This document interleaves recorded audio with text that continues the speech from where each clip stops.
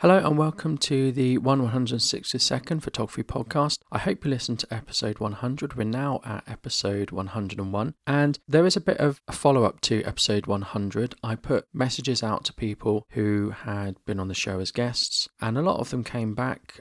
Some of them didn't come back. I didn't hear from people, and 2 people came back a bit late after I'd recorded and published the episode. So just going to talk about their updates now.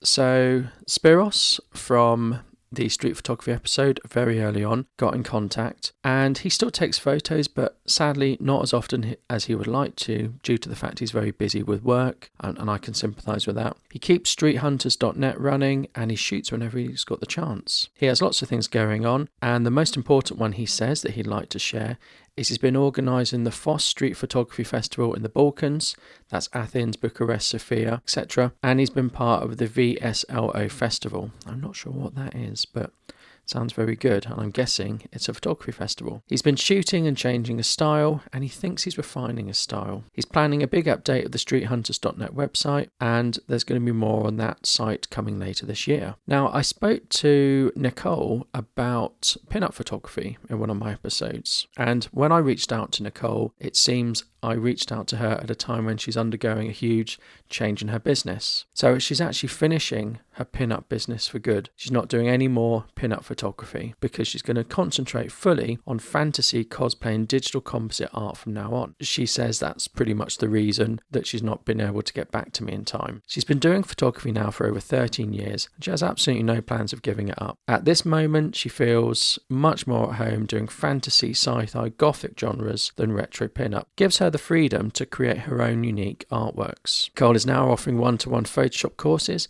and she has a Redbubble shop, and you can buy her own original designs and some lovely merchandise, she tells me, from Redbubble. She has a newsletter you can sign up to if you wanted to keep up to date with all her goings on, and details can be found on her website, nicoleklein.co.uk, and I will of course put a link in the description. Nicole also wants me to make you aware that you can find her on Facebook, Instagram, Twitter under @HourglassNicole. This episode is about Instax printing, and I feel Instax is the very last mass market instant photography film. Polaroid is still around, and when I say Polaroid, it's not the company Polaroid. Polaroid film is still around through the Impossible Project, but it's very expensive and it hasn't really gained mass market appeal. Instax, I feel, is mass market, and I use Instax myself. So I decided I would talk about Instax, and the reason I decided talk about Instax was a couple of weeks ago I found an unopened packet of Instax and I immediately got printing. Now I use Instax Mini and they're probably a little longer than credit card size but a little smaller than credit card size, and essentially it's just instant film. You can get it in black and white, you can get it in colour, you can get it with unicorns on and things around the edges because it's aimed at a young audience, although I use it as someone who's coming up to 40, but I don't use all the pop art style ones, I just use the standard stuff. So Instax comes in cameras, and I have an Instax Mini. You can get a more professional version of an Instax Mini 90, and you can now get Instax Wide and you can get Instax Square. Essentially it's the same thing, but with square and wide you get a bigger print. They're more like your standard Polaroid size. You get a lot more real estate, but they cost a bit more money as well. So Instax Mini costs about 70 pence per print, and that is quite expensive in the digital photography era. So I first started using Instax with an old second-hand Instax 9. So it takes a cartridge of 10 Instax Minis and you press a button. There's no autofocus. It takes at f16 and it takes at 1/60th of a second and a flash comes on. So pretty much everything's in focus. Outside it's fine, the flash will still fire. Inside it is a bit dark, so if you're taking a picture of a person inside, even if it's not at night, the background will be dark. That has a good look to it and they're filled in by the flash. And that does have a good sort of party look to it. But the problem is at 70 pence per film, if it comes out and it's not very good, if it's blurry, if it's underexposed, etc., you've wasted 70 pence. And yes, 70 pence isn't the end of the world, but I feel it's a waste. I liked Instax, and everyone likes instant film, because the moment you take a picture and you show it to them and it's developing, everyone is transfixed by that. I'm still transfixed and I printed loads of them, but people just love instant film. I don't know how to rationalize why people like instant film, but they like seeing it develop and how it comes out. So I went and got an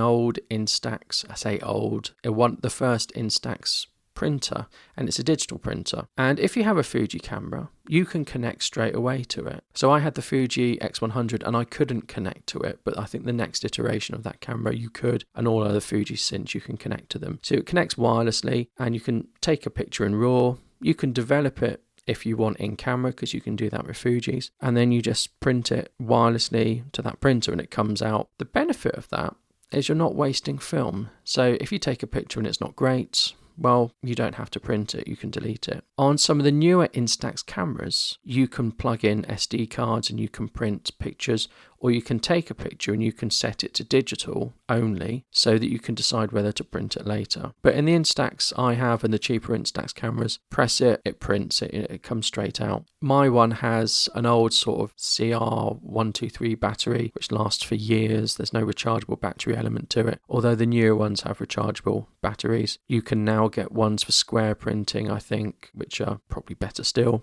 But I like my Instax printer, and what I can do is I can link it up to my smartphone and I can print images from my smartphone. So I can import images off any camera into my iPhone and I can just print it to Instax. And my main use of that is for family pictures. So it's really good to take some family pictures, select them with the family, which ones are the best, print them, and then I bought some cheap sort of magnetic stickers. So I just put a magnetic sticker on the back and we stick it on the fridge and it's there. And some of them aren't the best pictures, but they are the best memories. And some of them are brilliant pictures and they're brilliant memories as well. So I've had so much fun printing with Instax over the years. I've probably been printing with Instax for about 5 years now, and it all goes up on the fridge and we've not run out of space yet and we've not had to move to sticking it anywhere else. But they're really good memories, and 70 pence and money doesn't even factor into those nice memories. And it's really nice to see my family grow up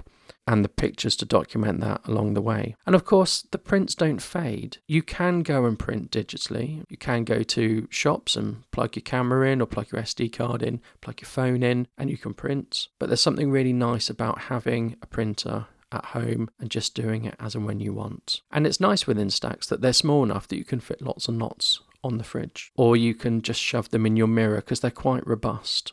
I do have a Canon selfie printer as well, and that prints from a smartphone, and that prints from a camera and SD card, and that prints your standard photo size, but it is unreliable. I've had issues with it, so it's not a reliable piece of equipment. It gives differing image quality, and also you get these odd streaks in it, and sometimes it just doesn't work. So I've sort of given up on that. But the Instax printer has worked beautifully with no problems whatsoever. So this episode really has just been talking about my love of Instax. And really, it's not so much my love of Instax, it's my enjoyment of having a good image and printing it, particularly a family image that is timeless, won't become old, won't become unfashionable. That's what I like. And I like the process of sharing that image and the really magical part of watching that image develop, which every time I will watch it's I've always found it fascinating. When I developed film, black and white film, I used to like watching things develop as well. So I would develop black and white film in a container and I wouldn't watch it develop, but I would see it at the end and I would develop some prints on paper and I could see those develop. And that again was magic as well. So digital photography is great, but nothing replaces watching something develop on a piece of film or a piece of paper, and nothing replaces developing film and seeing what you've got at the end.